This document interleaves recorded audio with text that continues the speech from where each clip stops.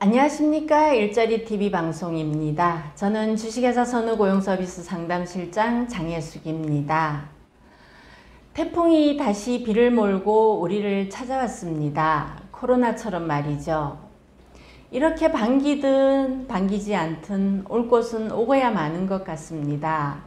맞을 준비도 없이 숨 돌릴 틈도 없이 준비 안 된 우리에게 찾아온 것이 또 있습니다. 판이 바뀌었습니다. 세상의 판이. 이름하여 제4차 산업혁명. 바로 디지털 세상입니다. 제4차 산업혁명은 인공지능, 사물인터넷, 빅데이터, 클라우드 컴퓨팅, 모바일 등 첨단 정보통신 기술이 기존 산업과 서비스에 융합되거나 3D 프린팅, 로봇공학, 생명공학, 나노공학 등 여러 분야의 신기술과 결합되어 실생활의 모든 제품, 서비스를 네트워크로 연결하고 사물을 지능화하는 지능정보기술의 디지털 혁명입니다. 제4차 산업혁명이라는 용어는 세계경제포럼의 창시자 중 하나인 클라우스 슈바브가 2015년 포린 어페어에 기고글 해서 처음 사용하였는데요. 2015년부터 여러 도서를 통해 알려지기 시작한 후 2016년 1월 20일 스위스 다보스에서 열린 세계경제포럼에서 본격적으로 언급되기 시작하였습니다. 국내에서는 관련 번역 도서가 간간히 들어오는 정도였으나 2017년부터 19대 대선을 앞두고 여러 대선 주자들이 4차 산업혁명을 강조하면서 인지도가 조금 오르긴 했지만 아무도 4차 산업혁명에 대한 구체적이고 명확한 이야기를 하는 이는 없었습니다. 엘빈 토플러가 제3차 산업혁명을 제3의 물결이라 부르짖은 이후 4차 산업혁명을 제4의 물결이라 부르기도 합니다. 지금까지 3번에 걸친 산업혁명이 있었는데요. 산업혁명은 과학기술의 발전이 산업에 접목되면서 사회 경제적으로 엄청난 변화, 그야말로 혁신이 일어나는 것을 말합니다. 제1차 산업혁명은 1784년 영국에서 방적기계의 개량이 발단이 되어 일어난 혁명으로 석탄을 이용해 열에너지를 운동에너지로 바꾸는 증기기관이 발명되면서 인간의 막대한 노동력을 대체하게 되었습니다. 제2차 산업혁명은 19세기 후반 전기와 석유의 사용으로 컨베이어 벨트의 구동을 가능하게 함으로써 자동화에 따른 중화학공업의 발달이 산업의 기폭제가 된 산업혁명이었습니다. 플라스틱 제품도 이때부터 나오기 시작했죠. 제3차 산업혁명은 20세기 인터넷이 이끈 컴퓨터의 정보화 산업으로 데이터를 기반으로 한 인터넷에서의 수집, 분석, 축적, 전달 능력을 활용하는 정보혁명의 시대, 즉 인간의 지식력을 바꿔준 지식혁명이었습니다. 빅데이터를 이용해서 인공지능으로 미래를 예측하고 인간에게 편리성을 주는 기술의 지능 기반 사회의 디지털화 시대가 제4차 산업혁명입니다. 사물 인터넷이라고 하죠. 사물을 네트워크화해서 서로 연결하여 인공지능으로 관리하는 물체의 시대이면서 모든 것이 연결되고 공유되는 초연결과 초지능 시대입니다. 4차 산업의 3대 핵심 키워드가 인공지능, 사물인터넷, 빅데이터인데 인공지능은 워낙 많이 들어보셔서 아실 테고 사물인터넷의 개념이 좀 명확하게 들어오지 않죠? 좀 더 상세하게 말씀드리자면 사물인터넷은 세상에 존재하는 유형 혹은 무형의 객체들이 다양한 방식으로 서로 연결되어 개별 객체들이 제공하지 못했던 새로운 서비스를 제공하는 것을 말합니다. 사물인터넷은 단어 뜻 그대로 사물들이 서로 연결된 것 혹은 사물들로 구성된 인터넷을 말합니다. 기존의 인터넷이 컴퓨터나 무선 인터넷이 가능했던 휴대전화들이 서로 연결되어 구성되었던 것과는 달리 사물 인터넷은 책상, 자동차, 가방, 나무, 애완견 등 세상에 존재하는 모든 사물이 연결되어 구성된 인터넷이라고 할 수 있습니다. 사물 인터넷은 일부 우리 생활에 이미 깊숙이 들어와 있는데요. 바로 스마트홈입니다. 잠잘 때 전등을 꺼준다든지, 집에 들어가기 전에 미리 보일러를 켜놓는다든지, 출근 후에도 미처 끄지 못한 가스불을 잠근다든지, 세탁기를 돌리고 식기세척기를 가동합니다. 휴대폰만 있으면 이 모든 것들이 가능한 것이죠. 스마트 자동차도 현재 운행 중입니다. 앞뒤 안전거리를 유지하며 자율주행을 하는 것뿐만 아니라 보조석에 앉아있는 동승자가 평소 좋아하는 음악을 틀고 의자 각도도 맞춰주고 쾌적한 온도도 설정해주며 차가 이상이 있을 때는 정비소 예약까지 합니다. 싱가포르에서는 스마트 택시가 자율주행을 하며 돈을 벌고 있다고 하니 사물 인터넷이 정말 대단하죠. 그런데 지금까지 열거한 것은 맛보기에 지나지 않다는 것이죠. 빅데이터는 디지털 환경에서 생성되는 데이터로 그 규모가 방대하고 생성 주기도 짧고 형태도 수치 데이터뿐만 아니라 문자와 영상 데이터를 포함하는 대규모의 데이터를 말합니다.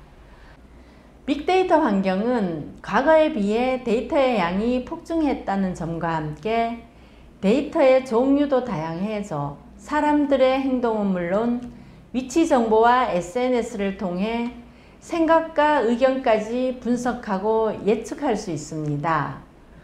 빅데이터는 양이 많을수록 조건이 상세할수록 더 정확한 데이터를 만들어냅니다.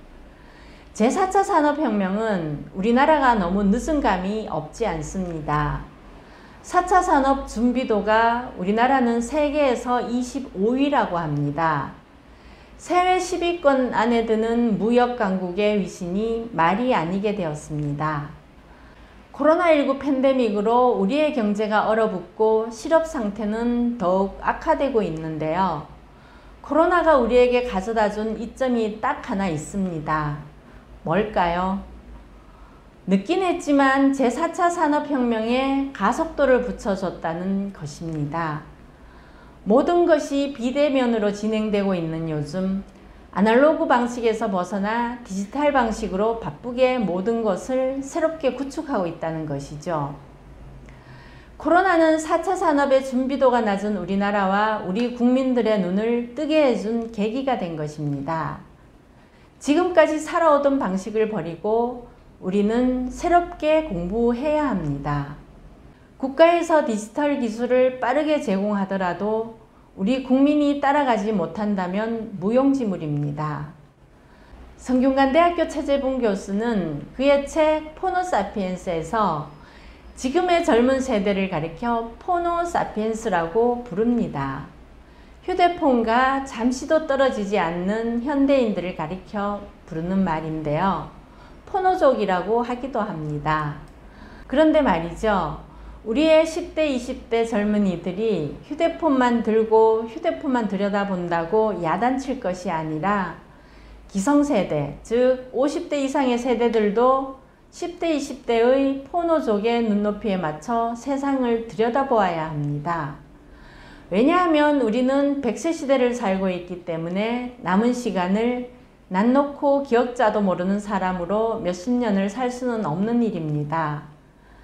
디지털 세상에서는 휴대폰 하나면 우리 생활의 모든 것을 앉아서 다 할 수 있습니다.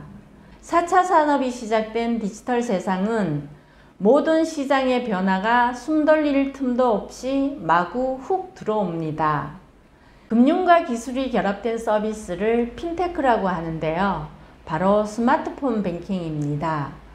스마트폰 뱅킹으로 금융혁명이 일어났고 모바일 쇼핑으로 유통혁명이 일어났으며 유튜브 등 1인 미디어 방송이 늘어나면서 미디어 혁명도 시작되었습니다. 디지털의 세계 시장이 얼마나 자리 잡아가고 있는지 한번 살펴볼까요? 구글은 이세돌 구단에게 한번 패한 이력이 있는 바둑 프로그램인 인공지능 알파고 대신에 알파고의 최종편인 알파고 제로를 선보여 이젠 더 이상 인간에게 지지 않을 것입니다. 또한 통역 프로그램을 장착한 픽셀버드는 40개 언어로 통역을 한다고 합니다. IBM의 왓슨은 인간의 언어를 이해하고 판단하는 데 최적화된 인공지능 슈퍼컴퓨터로 우리나라에서는 가천대 병원이 들여와서 현재 진료 중이라고 하는데요. 사람들은 의사보다 왓슨을 더 신뢰한다고 합니다. 실제로 암 환자도 고쳤다고 하네요. 왓슨과 연계한 법률 인공지능인 로스는 미국 로펌에서 변호사로 일하고 있고요. 질 왓슨은 인공지능 왓슨을 기반으로 제작돼 20대 백인 여성이라는 설정을 하고 대학에서 조교 역할을 하고 있다고 하는데요.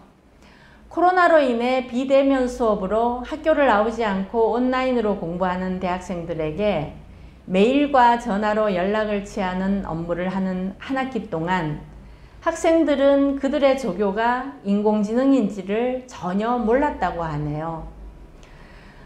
홍콩에서는 카지노에 인공지능 딜러가 출연했고 일본에서는 인공지능 페퍼가 호텔 룸 서비스를 하는 등 이렇게 인공지능은 세계 곳곳에서 사람이 하는 역할을 사람보다 더 잘 해내고 있다고 합니다. 어쩌면 영생을 위해 불로초를 찾아 헤매던 진시황의 꿈이 이루어지는 날이 멀지 않은 것 같습니다.